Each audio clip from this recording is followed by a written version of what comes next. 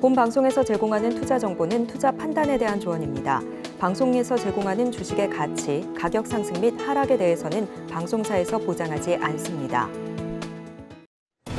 시청자 여러분 안녕하세요. 오늘을 돌아보고 내일을 준비하는 오늘장 내일장 2부 진행의 백선혜입니다.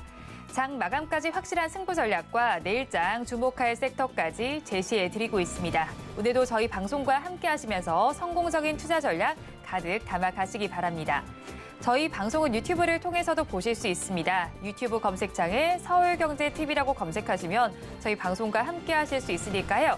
방송에 대한 의견이나 종목에 대한 궁금증 있으시면 유튜브 실시간 채팅창에 남겨주시기 바랍니다. 그러면 오늘장 내일장 2부 본격적으로 출발합니다.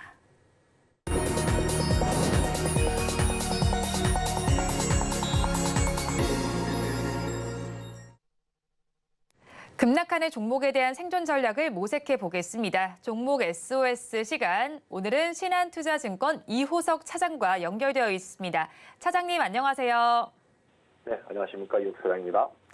차장님 먼저 급락하는 종목들을 구조해 보기 전에 오늘 시장 상황부터 점검하겠습니다. 오늘 시장은 어떻게 보시나요? 네, 오늘 시장 전체적으로는 반등이 나왔습니다. 기대했던 반등이기도 하고요.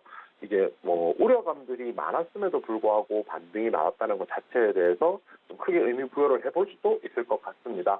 그리고 중요한 부분은 이겁니다. 왜 이게 기대했던 반등이 나왔는지에 대해서 포인트를 잡아봐야 될 것 같은데요. 사실 미국이 이제 무디스에서 신용 등급을 강등하게 되면서 어제장 기준으로 미국 시장에서는 이제 아무래도 이런 우려감들이 존재를 좀 했었고요. 실제로 미국 시장에서는 보합권 정도였죠. 이 부분이 반영이 되기도 했지만 시장의 영향이 좀 크지 않은 수준에서 좀 접근을 해볼 수 있을 것 같습니다. 우리나라 같은 경우에는 어제장 기준으로는 또 하락이 조금 나오기도 했었고요. 이런 무드들이 어떻게 갈지에 대한 우려감들이 있었는데 생각보다는 그 영향 자체가 좀 크지 않았다는 부분도 오히려 이제 보통 저희가 커플링, 디커플링이라 얘기를 하는데 미국 시장과 디커플링이 오히려 나오면서 지수가 올랐다는 부분에 대해서도 좀 의미가 있다고 생각합니다. 왜 지수가 올랐는지가 중요하거든요. 그 지수가 오른 이유는 결국에는 미국 시장 전체에 대해서 우리나라 시장 전체가 따라가는 게 아니고요. 우리나라 시장에서 주요 업종이죠. 양대 축이라고 할 수 있는 2차 전지 그리고 이제 반도체 두 가지를 이제 조금 놓고 얘기를 해봤을 때 결국 이제 둘 중에 하나가 미국 시장에서 긍정적인 내용이 나온다라고 하면 그 영향이 국내 시장에서 똑같이 끼친다 정도로 생각해 주시면 될 것 같습니다.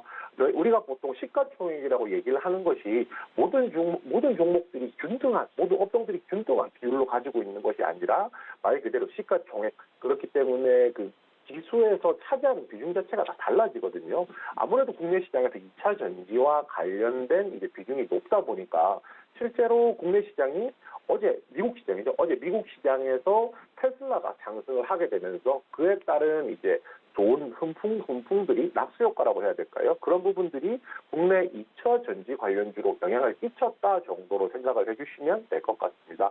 결국에 국내 시장에서 2차 전지라고 관련주라고 하는 에코프로가 가장 대표적이겠죠.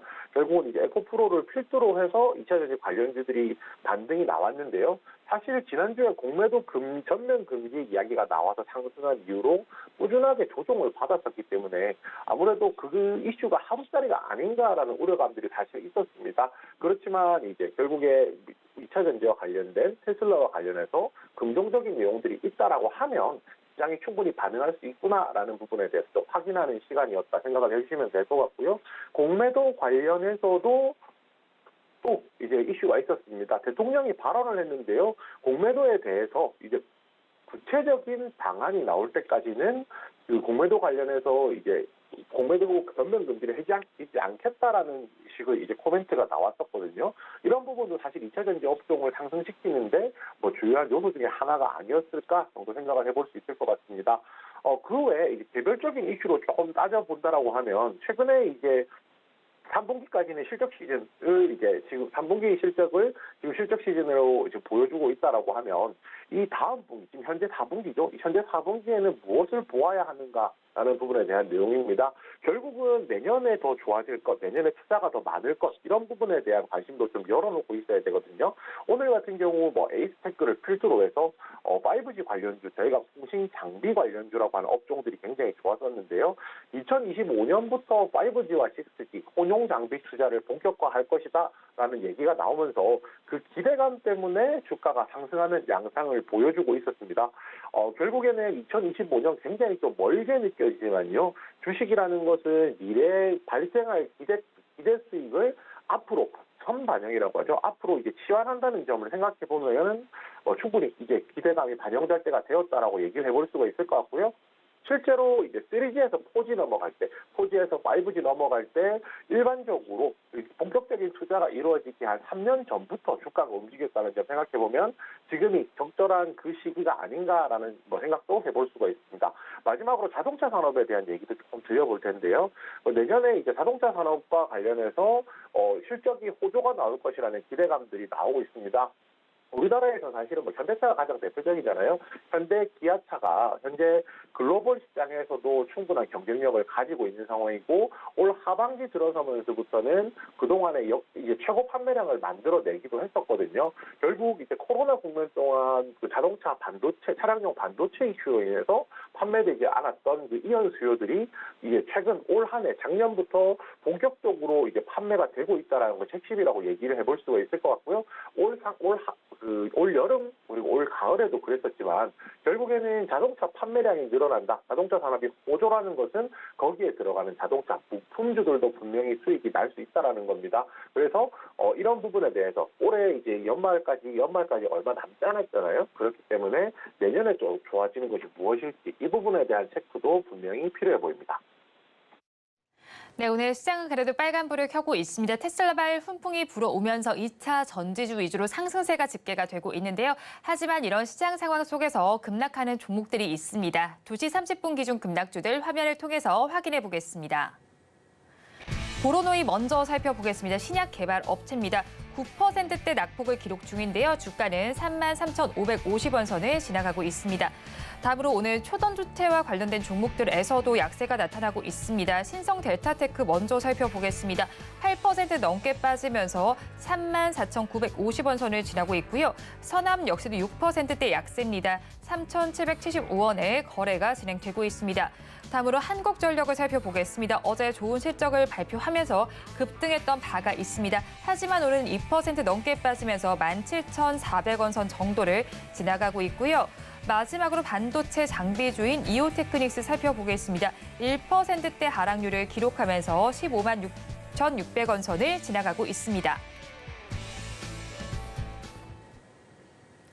급락하는 종목들 저와 함께 살펴보셨는데요. 이 종목들을 가지고 계신 분들이거나 또 다른 종목에 대한 궁금증이 있으시다면 유튜브 실시간 채팅창에 남겨주시기 바랍니다. 그러면 저희는 첫 종목부터 구조를 해보겠습니다. 보로노이 구조해 보겠습니다. 미국 피라미드 바이오에 기술 이전했던 유방암 치료제 계약이 해지됐다는 소식이 전해지고 있습니다. 그래도 전 임상 초기 물질로 보로노의 핵심 파이프라인이 아닌 걸로 알고 있고요. 거기에 상대방이 기술 이전 계약을 해지하더라도 계약금 반환 의무는 없는 것으로 알고 있습니다. 하지만 오늘 시장에서는 빠지고 있는데 이 정도의 이슈가 되는 걸까요? 이슈가 적지는 않다라고 말씀을 드려야 될 것 같습니다. 최근에도 비슷한 일들은 바이오 종목들에 있어서는 종종 생기거든요. 내용을 다시 한 번 더 좀 정리를 해보자라면 피라미드 바이오라고 하는 회사가 있고요. 이 회사가 보로노이의 유방암 치료제 후보 물질을 기술 이전을 했었는데 이것을 이제 해지를 했다는 뜻입니다.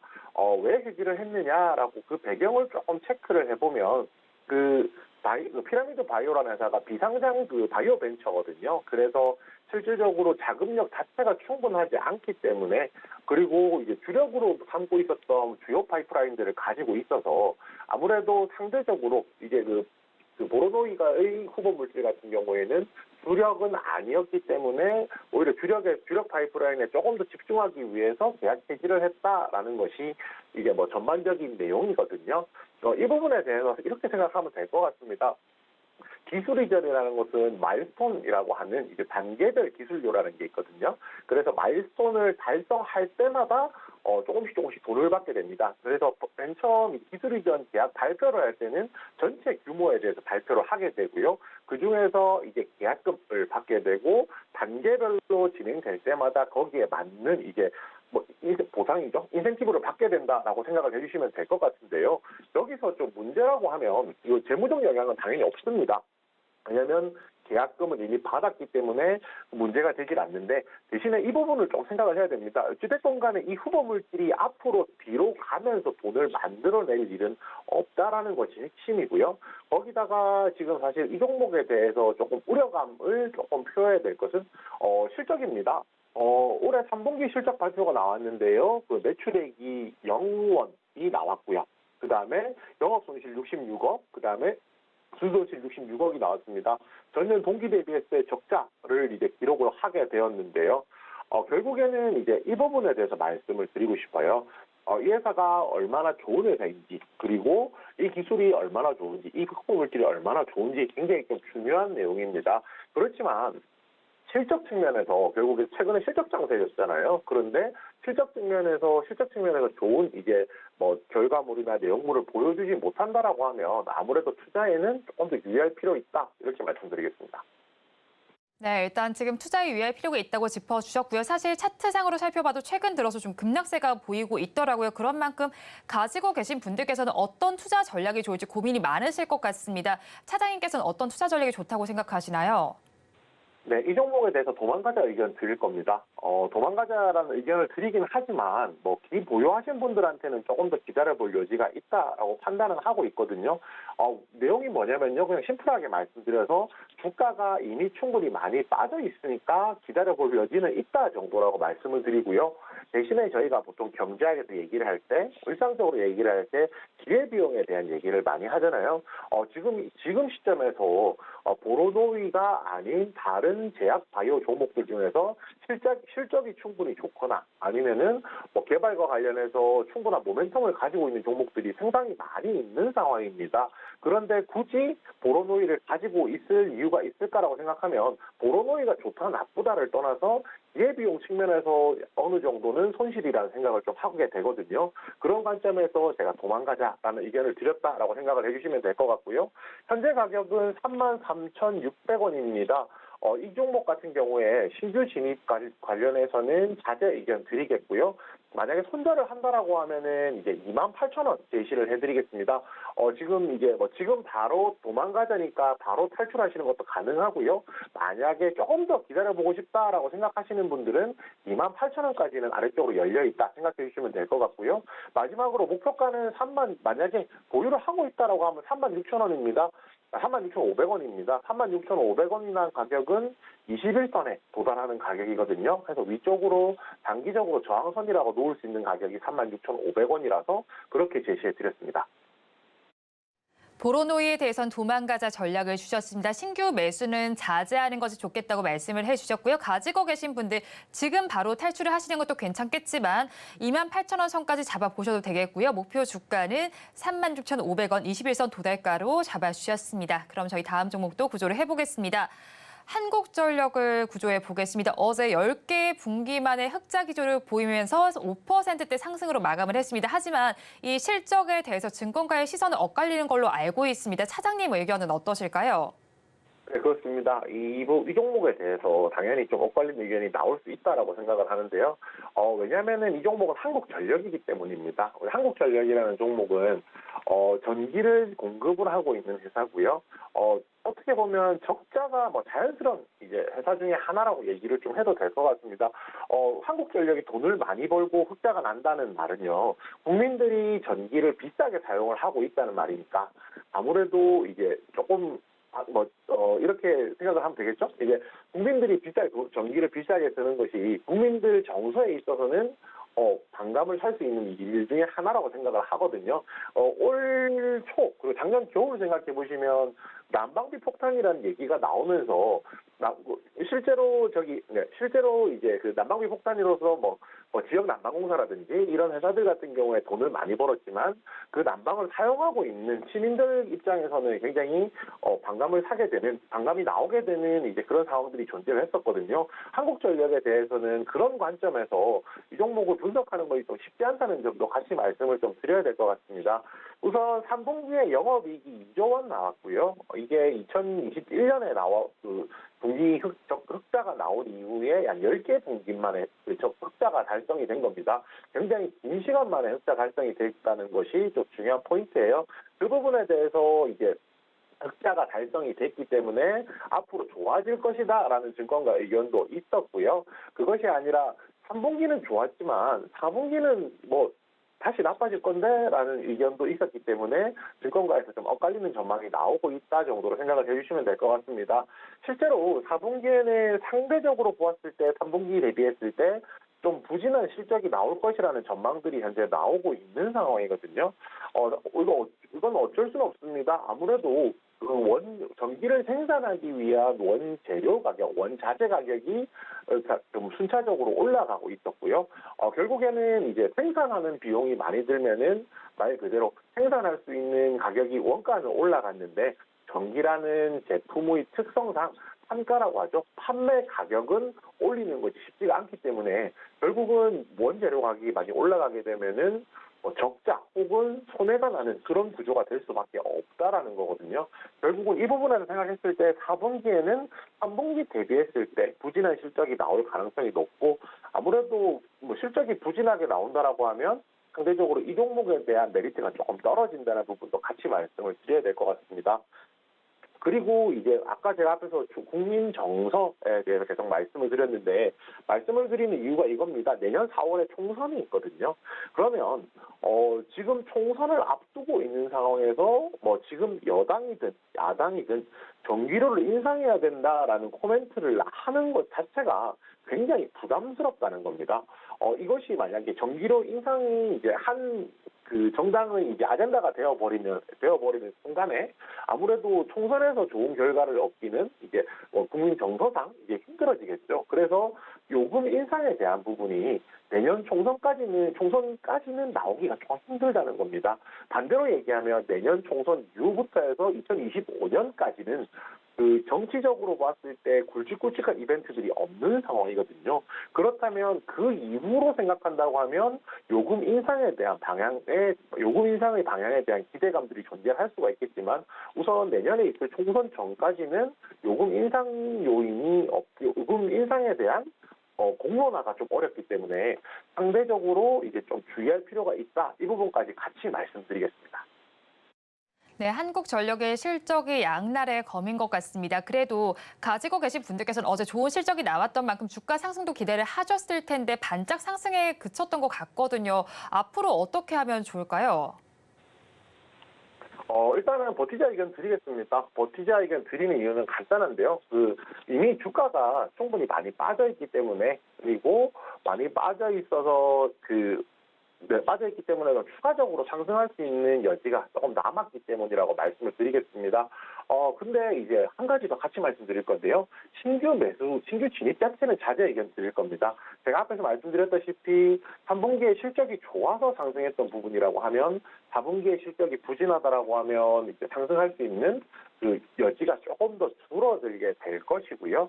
거기에 이제 신규로 진입하는 것보다는 기존에 보유하시고 있으신 분들이 조금 더 보유하는 전략 가능할 것이라고 판단하고 있습니다. 대신에 보유하시는 분들도 제가 앞에서 그 총선 이야기에 대해서 언급드렸지만 총선까지도 생각을 하고 그 기간을 염두에 두실 필요는 있다라는 거고요. 만약에 지금 가지고 계신 분들이 손절을 해야 된다라고 하면 16,000원 드리겠습니다. 16,000원 아래쪽으로 빠진다라고 하면은 지지선이 없기 때문에 다시 반등할 때까지 시간이 많이 걸릴 것이라서 손절가 16,000원 드렸고요. 목표가는 18,500원입니다. 18,500원은요. 한국전력 120일 이동평균선이 있는 가격이거든요.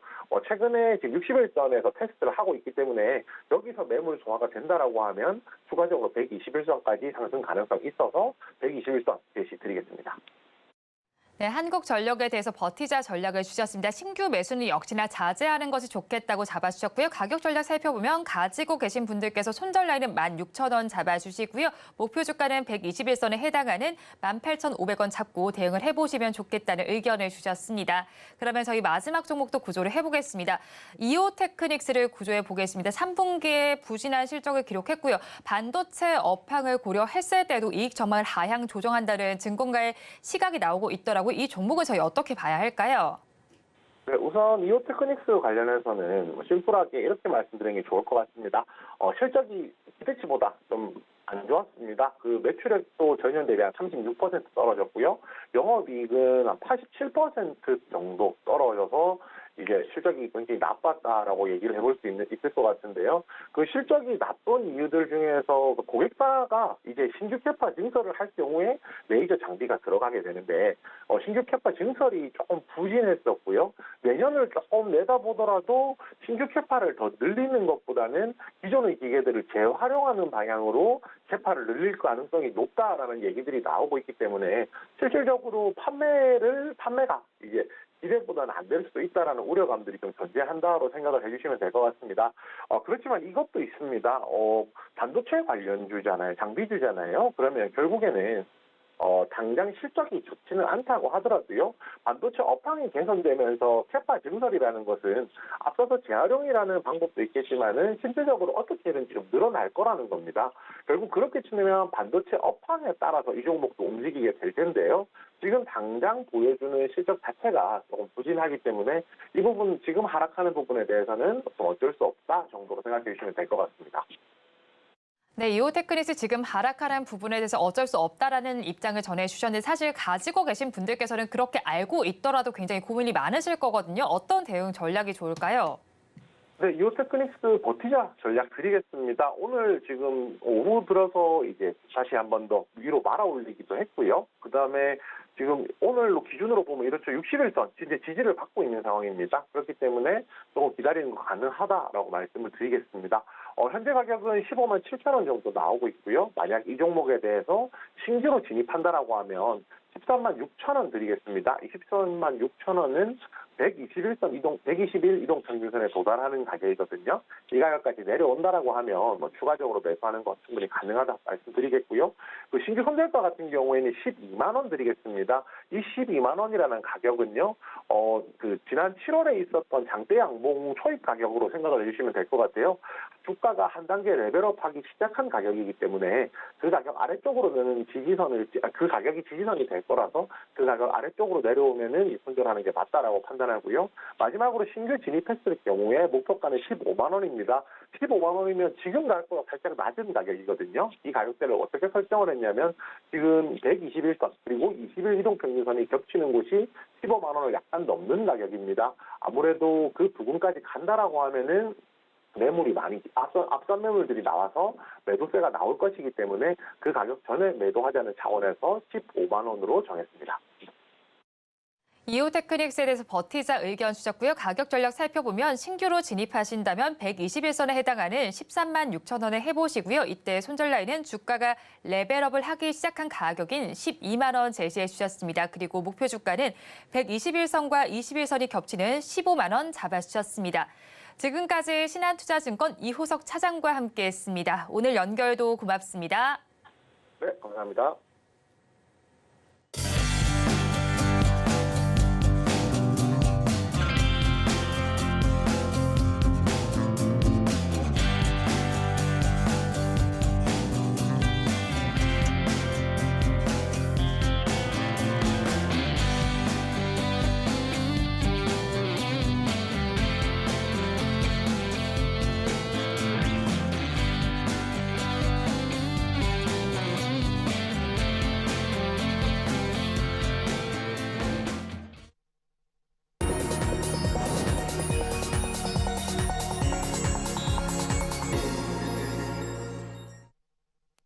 앞서서 급락주에 대한 대응 전략을 살펴봤다면 이번에는 오늘의 매매일지에 성공적인 마침표를 찍어드릴 찬스 종가 베팅 시간입니다. 오늘은 뉴스탁의 유창희 대표와 함께합니다. 어서 오세요. 안녕하십니까. 네, 먼저 대표님과 이 시간에 짚어드렸던 종목 리뷰를 해보도록 하겠습니다.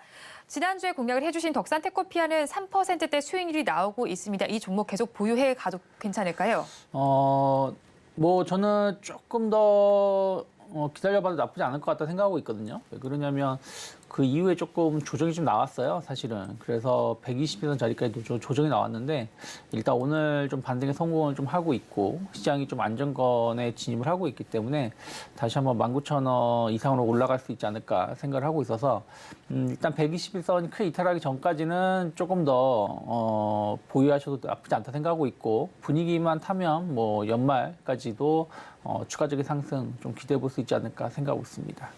네, 121선이 이탈하지 않고 추세가 이어간다면 연말까지도 바라볼 수 있겠다고 짚어주셨는데 OLED 탑재가 늘어나는 가운데 시장에서 저희 전략은 어떻게 짜면 좋을까요? 어쨌든 OLED 시장은 내년을 좀 바라보고 있는 부분들이 좀 있습니다. 그래서 그런 부분들에 대한 어떤 기대감들은 연말, 연초 충분히 주가에 긍정적인 역할을 해줄 수 있을 거라 생각을 좀 하고 있고요.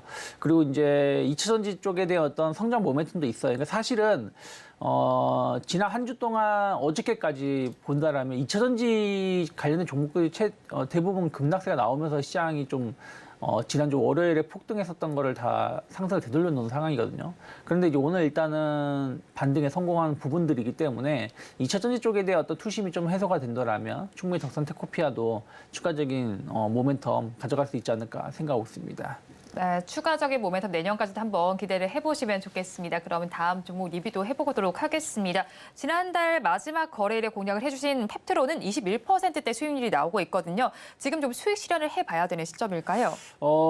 저는 그때도 말씀드린 것처럼 조금 더 가지고 있어도 되지 않을까 생각을 좀 하고 있어요. 왜 그러냐면 지난 11월 7일 화요일 같은 경우에도 장중 26% 상승했다가 윗꼬리가 나오면서 10% 마감을 했었는데 그때 말씀드린 게 최소한 그날 고점 때까지 한 35,000원대까지의 상승은 충분히 더 나올 수 있다고 말씀드렸었고 어저께 같은 경우에도 한 35,000 거의 36,000원 언저리까지 올라갔었어요. 네. 그러고 나서 약간 윗꼬리가 나왔고 오늘 약간의 조정이 나오는데 여기서 32,000원을 크게 이탈하는 모습이 아니라 그러면 충분히 4만 원대까지의 반등을 시도할 가능성이 높다. 어쨌든 지금 뭐 비만 치료제 112 같은 경우도 그 비만 치료제를 그러니까 당뇨병 치료제를 비만 치료제로 네.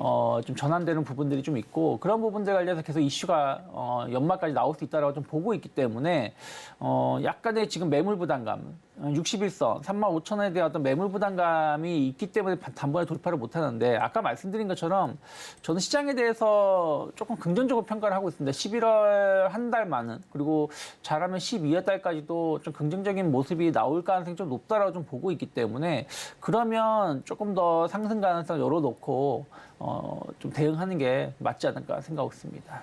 네, 상승 가능성을 열어놓고 대응하자고 정리를 해주셨습니다. 리뷰는 여기서 마무리해보도록 하고요. 오늘도 장 마감까지는 13분 정도가 남아있습니다. 종가 베팅할 종목 키워드 힌트부터 공개해드리겠습니다.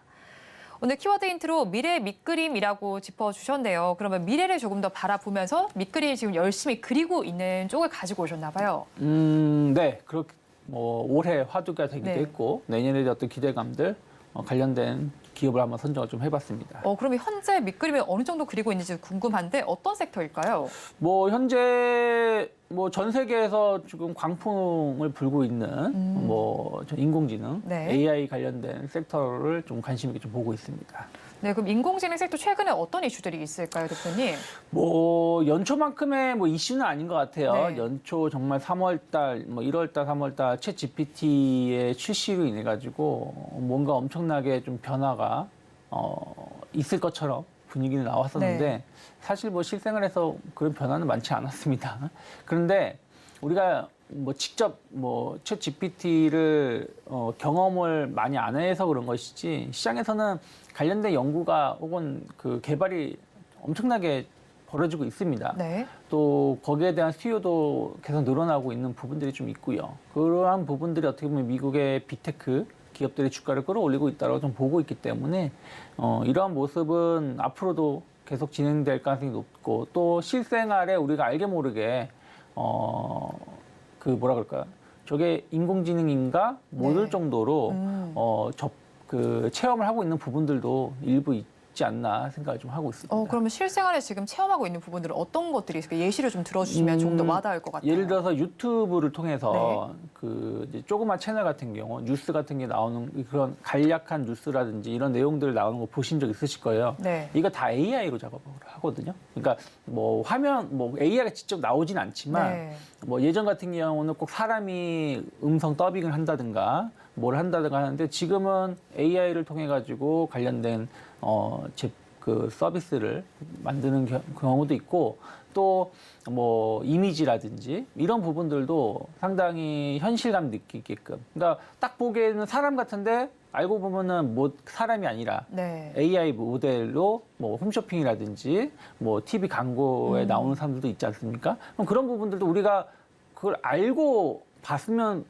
그렇게 느끼겠지만 그냥 모르고 보면 사람인 줄 알고 있거든요. 네. 그런 부분들을 직간접적으로 좀 체험하고 있지 않나 판단하고 있습니다. 뭐 실생활에서도 뭐 화면을 통해서도 볼 수 있다라는 의견을 주셨는데 그렇다면 이 AI 섹터 내에서 어떤 정보를 가지고 오신 걸까요? 오늘 저는 이스트 소프트라는 회사를 좀 가지고 나왔습니다. 뭐 이 회사 같은 경우가 지금 주목하고 있는 게 휴먼 AI라는 서비스가 있거든요. 이 휴먼 AI라는 게 뭐냐면 이게 정말로 우리가 앞으로 느껴볼 수 있는 건데 네. 유명한 강사진이라든지 혹은 뭐 회사에서 어떤 사내 교육이라든지 사내 방송을 하는데 기존에는 사람을 네. 써서 관련된 서비스를 진행을 했었는데 지금은 이제 AI화 해가지고 대본만 입력을 하게 된다면 그것이 다 표정하고 뭐 그 묘사까지 다 해준다라는 것이죠. 그래서 뭐 유명한 학원 선생님들 네. 혹은 유명 연예인 같은 경우는 이 시스템을 준비 중에 있어요. 그래서 이제는 뭐 대본만 입력을 해서 자기가 원래 했었던 서비스, 뭐 네. 교육이라든지 홍보라든지 이런 부분들을 진행하고 있는 것을 자주 엿볼 수가 있고요. 또 하나는 이제 아이웨어 가상 피팅 커머스라고 하는데 이게 뭐냐면 저도 나중에 알았는데 우리가 이제 안경을 네. 써보잖아요. 그럼 안경이 정말 안경점에 가신다면 정말 많은 디자인의 안경들이 있지 않습니까? 네. 뭐 선글라스도 마찬가지고 이거를 가상으로 다 써본다는 거예요. 그러니까 예전 안경을 이렇게 써보는 걸 내 얼굴을 그렇죠. 두고 쓰는 볼 수 있다는 거죠. 거죠. 그러니까 이게 예전의 네. 방식과 좀 다른가 봅니다. 상당한 그 디테일함을 느낄 수 있는 네. 그런 서비스인데 이런 것들이 이제 앞으로 계속 확대될 수가 있겠죠. 예를 들어서 옷 같은 경우도 네. 내가 홈쇼핑에서든 뭐 온라인에서 옷을 사려고 해도 이게 나한테 맞는지 안 맞는지를 직접 뭐 해볼 수도 있고요. 그래서 이런 서비스를 지금 이스트 소프트는 지금 서비스를 진행을 하고 있습니다. 그래서 지금 대기업이란 이런 쪽에 공급도 하고 있고요. 네. 특히 이제 AI 휴먼 같은 경우는 해외 진출에 대한 어떤 기대감들도 좀 있어요. 네. 다만 이제 이번에 실적이 조금 약간 아쉽게 나왔던 부분들은 뭐냐면 매출은 예상치 이상을 보여줬는데 영업이익이 예상치보다 좀 많이 안 좋았습니다. 그런데 그 영업이익이 안 좋은 게 영업 비용이 많이 들어간 거거든요. 네. 근데 지금 AI 서비스가 이제 막 시작하는 거잖아요. 그러면 회사가 계속해서 뭔가를 자기를 홍보를 해야 되는 것이고 해외에도 계속 홍보를 하려면 마케팅 비용이 들어갈 수밖에 없습니다. 그래서 네. 이러한 비용으로 인한 뭐 적자는 저는 나쁘지 않다 생각하고 있어요. 물론 이게 계속 진행이 되면 문제겠지만 이번 한 번 정도 혹은 뭐 내년 상반기까지의 공격적인 마케팅을 통해서 시장을 선점하려고 하는 부분들에 대해서는 전 나쁘지 않다. 그러다 보니까 주가도 뭐 그날 지난주 금요일에는 좀 크게 하락을 했지만 주가적인 하락보다는 좀 반등을 좀 시도하고 있는 것이 그러한 이유였다. 그러니까 다른 기업들 실적 쇼커 나와서 연일 하락하는 거랑 좀 다르게 좀 해석할 수 있다 생각하고 있고요. 또 마이크로소프트 연계된 회사로 계속 얘기가 되고 있습니다. 네. 마이크로소프트가 계속 AI 관련돼서 우리나라 시장에 진출할 가능성을 염두에 두고 있는데 이스트 소프트가 관계 회사로 협력 업체로 선정될 가능성을 상당히 높게 평가를 하고 있고요. 또 이제 AI 관련돼서 좀 우리가 좀 연말에 좀 주목해 볼 수 있는 건 뭐냐면 지금 마이크로소프트사의 시가총액하고 네. 애플의 시가총액하고 한 3%, 5% 정도밖에 차이가 나질 않아요. 네. 한마디로 마이크로소프트가 시가총액 1위로 올라설 가능성이 전 높다라고 평가를 하고 있고 그렇다면 기존에 그러니까 올해 화두가 AI 아니겠습니까? 네. 이러한 부분들의 이슈가 연말까지 이어진다라면 전 반도체라든지 AI 소프트웨어 관련된 기업들에 대한 어떤 관심도는 계속해서 높아질 수 있지 않을까. 그래서 저는 조금 연말 랠리에 대한 어떤 기대감들, AI 섹터, 그러니까 지금은 반도체가 잘 움직였다라면 네. AI 소프트웨어 관련된 기업들도 좀 주목을 받을 수 있는 위치가 아닐까 생각하고 있습니다. 지난해처럼 다시 또 연말 랠리가 이어질 수도 있다라는 전망이신 걸까요? 그렇죠. 여름의 랠리만큼은 아니지만 네. 어쨌든 상반기에 로봇 AI가 먼저 움직임이 나왔었고 네. 그다음에 이것이 이제 AI 헬스케어, 뭐 제약 바이오 쪽으로 이제 좀 변화가 있었다라면 AI 관련된 섹터는 상반기에 잠깐 움직임이 나왔고 또 네이버가 그 8월 달에 하이퍼클로버 X를 이제 출시한다고 하면서 약간 반응을 보여주고 나서 그렇게 움직임이 나오진 않았거든요. 그러면 한 번 정도 기존의 성장주들 그리고 내년에 대한 어떤 기대감들 좀 감안한다라면 AI 섹터도 충분히 연말 랠리를 좀 기대해 볼 수 있는 위치가 아닐까 생각하고 있습니다. 네, 그런데 주가 오늘 살펴보니까 2%대 강세 정도를 보이고 있는데 저희 가격 전략은 어떻게 잡아가면 좋을까요? 네, 저는 12,000원이 크게 이탈하지 않는다라면 어쨌든 지난번에 그 10월 저점이 12,000원이고요. 또 네. 이 자리는 크게 본다라면 5월 달부터 박스를 그렸다 하단입니다. 그러니까 상단이 한 19,000원, 2만 원이었고 박스 하단이 12,000원이었기 때문에 12,000원을 크게 이탈하지 않는다라면 약간의 분할 매수 충분히 해볼 수 있다 생각을 좀 하고 있고요. 그리고 일단은 만약에 분위기만 탄다라면 약간 네. 변동성이 있게 움직임이 나오기 때문에 단기 목표가는 2만 원 정도 열어놓고 있습니다. 네, 오늘 종가 베팅할 종목으로는 이스트 소프트 짚어드렸습니다. 그러면 저희는 마감 동시효과 구간 우리 시장 어떤 분위기 보이고 있는지 살펴보겠습니다. 우리 시장 오늘 장중 내내 변동성이 나타나기는 했지만 그래도 상승불을 유지했습니다. 마감까지도 그 상승불은 계속 켜질 것으로 보입니다. 코스피 시장 1%대 강세를 보이면서 2,432선을 종가를 쓸 것으로 보입니다. 다음으로 코스닥 시장 살펴보겠습니다. 코스닥 시장은 2% 넘게 상승을 해줍니다. 2% 중반대의 상승률을 기록 중인데요. 793선에 마감을 지을 것으로 보입니다. 이어서 수급 양상 체크를 해보겠습니다. 코스피 시장을 먼저 보니까요. 기관 투자자들 많이 사고 있습니다. 5천억 원 넘게 담아내고 있는데요. 반면에 외국인은 200억 원, 걔는 5천억 원 넘게 팔고 있습니다. 다음으로 코스닥 시장으로 넘어가겠습니다. 코스닥 시장에서는 외국인 투자자들 많이 2천억 원 넘게 사고 있고요. 기관과 개인 투자자들은 동반 매도세를 보이고 있습니다. 오늘 시장 상황 대표님께서는 어떻게 보셨나요?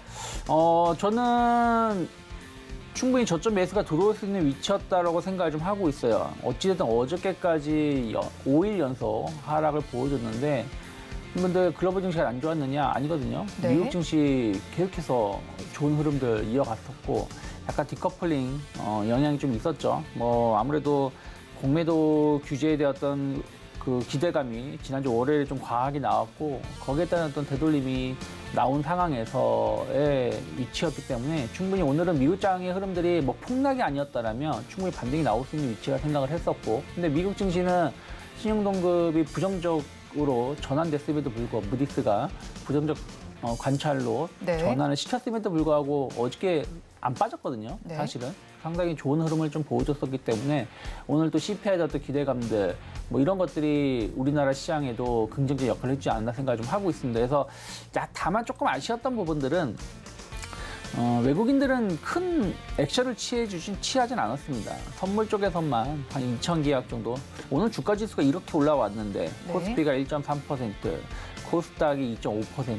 엄청난 아니지만 꽤 많은 상승을 보여줬는데 외국인들 같은 경우는 선물로만 그러니까 네. 선물을 계속 그냥 매수 우위를 좀 보여주고 있는 정도인데 네. 이게 뭐 시장을 막 끌어올린다는 매수보다는 뭐 제한된 상승, 그러니까 네. 시장이 좀 갈 수 있다라는 뭐 모습에 대한 매수인 것이지 엄청나게 시장을 선도하려고 하고 있지는 않았습니다.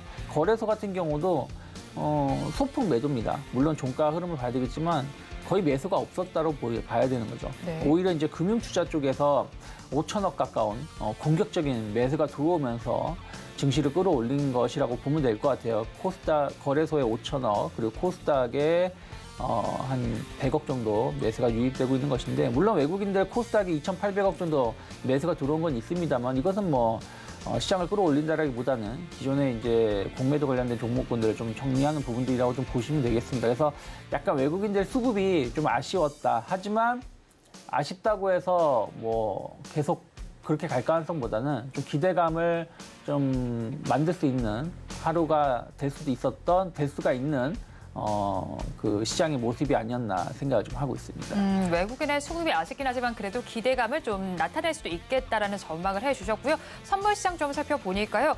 외국인 투자자들 지금 계약 수로 살펴보니까 2,000격이 넘게 계약을 하고 있는 모습이 나타나고 있습니다. 양대 시장에서 수급 양상은 조금 엇갈리게 나타나고 있는 상황이고요. 그래도 지수도 빨간불을 켜고 있고 상승하는 종목 수도 조금 더 많이 집계가 되고 있는 상황입니다. 마감 동시호가 구간 함께 하셨습니다.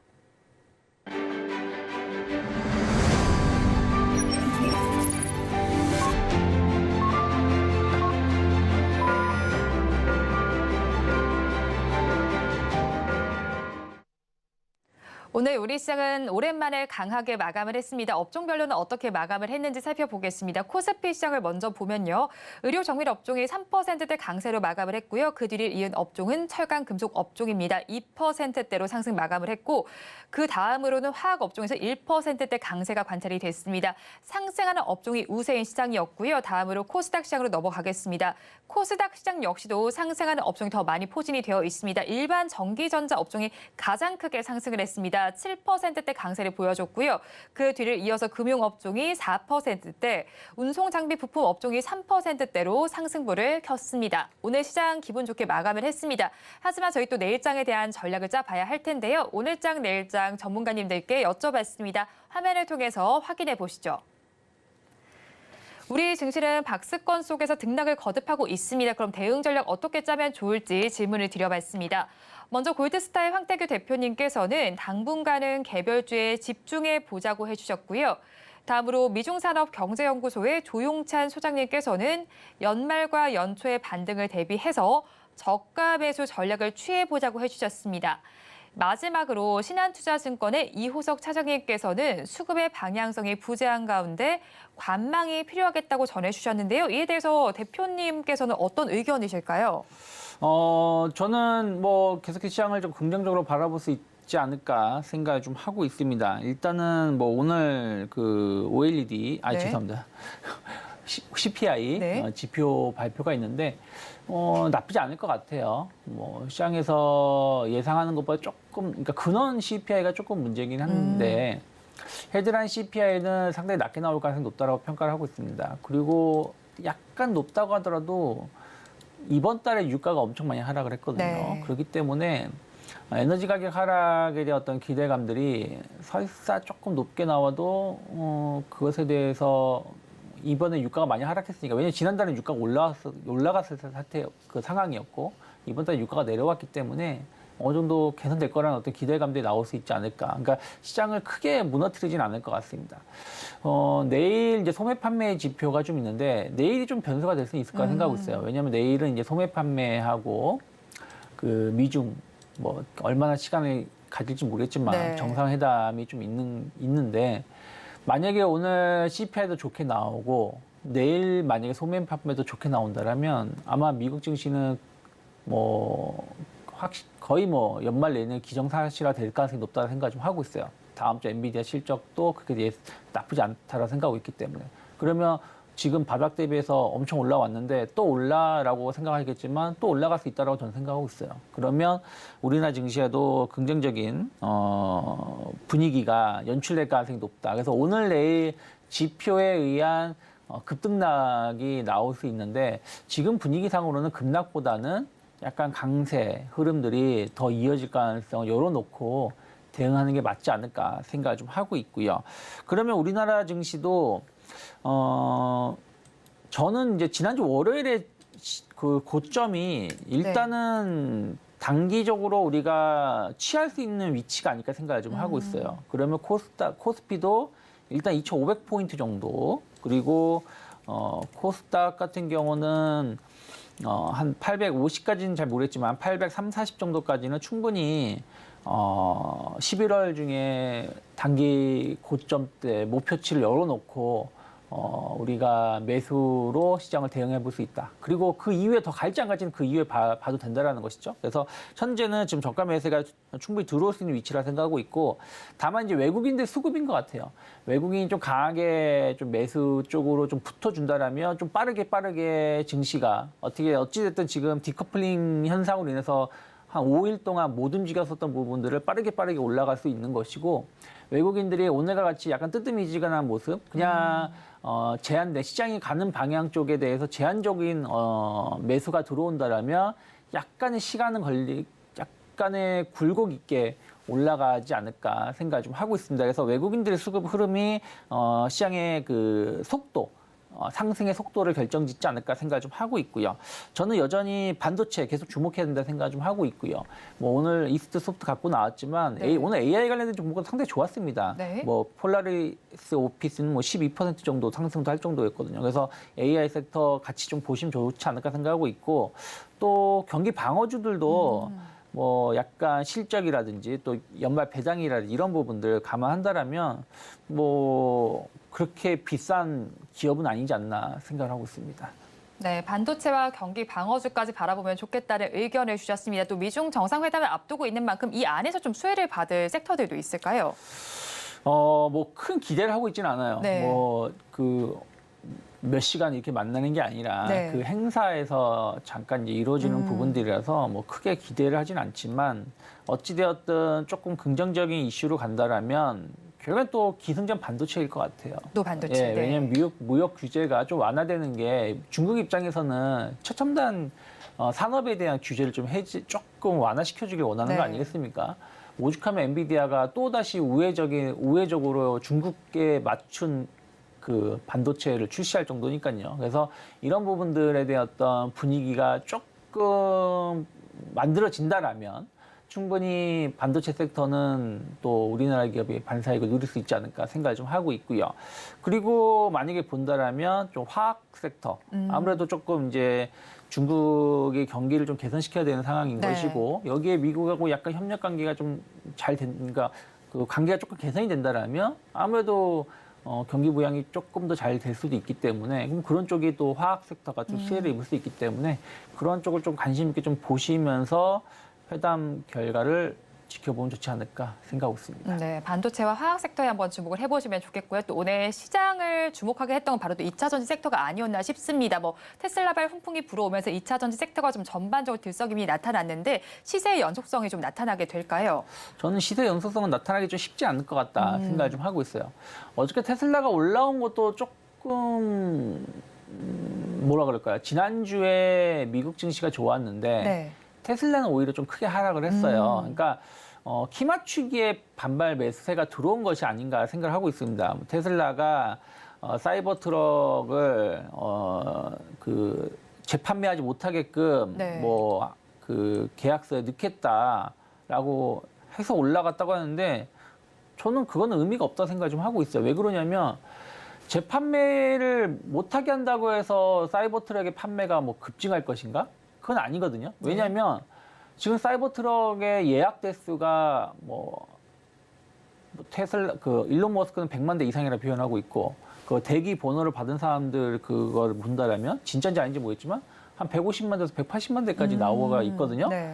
근데 사이버 트럭을 지금 테슬라가 집중적으로 생산해서 인도를 해도 1년에 20만 대 인도하기 쉽지가 않아요. 다른 거 차량을 다 조립을 안 하고 사이버 트럭만 집중적으로 생산해서 공급을 한다고 해도, 그렇기 때문에 그러니까 테슬라 입장에서는 만약에 이게 재판매가 됐을 때 어떤 가격 왜곡이라든지 자기네 브랜드 이미지가 안 좋을 수 있다라는 우려감들 때문에 그것을 넣은 것이지, 이것 때문에 테슬라의 제품 판매가 급증하지 않는다. 한마디로 전기차 시장의 성장이 엄청나게 폭증으로 가진 않는다라고 좀 보고 있기 때문에 오늘은 약간 낙폭 가대에 따른 반발 매수가 들어온 것이지, 뭐 갑자기 테슬라의 상승으로 인해서 2차 전기차 시장이 엄청 갑자기 긍정적인 뷰로 바뀌는 건 아니기 때문에 저는 뭐 이렇게 이제 급등락을 하면서 수렴 과정에 거칠 가능성을 좀 열어놔야 되지 않을까 생각하고 있습니다. 네, 오늘 2차 전지주들의 상승 낙폭 과대에 따른 반발 매수세로 정리를 해주셨습니다. 지금까지 유스탁의 유창희 대표와 함께했습니다. 오늘 말씀도 고맙습니다. 고맙습니다. 오늘장 내일장 2부에서 전해드린 내용 정리해서 보여드리겠습니다. 화면으로 확인해 보시죠.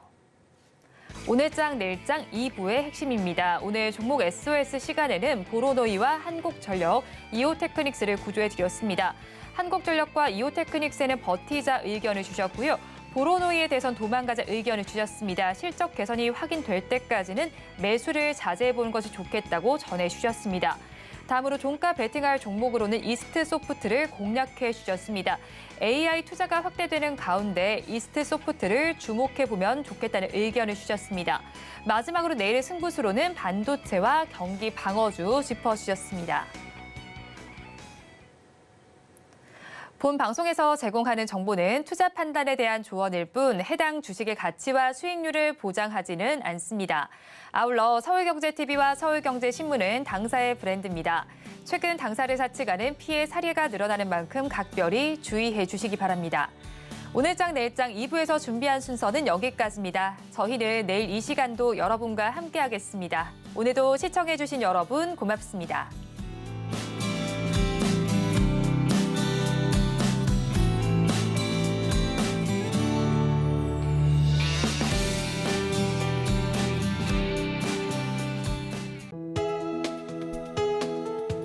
본 방송에서 제공하는 투자 정보는 투자 판단에 대한 조언입니다.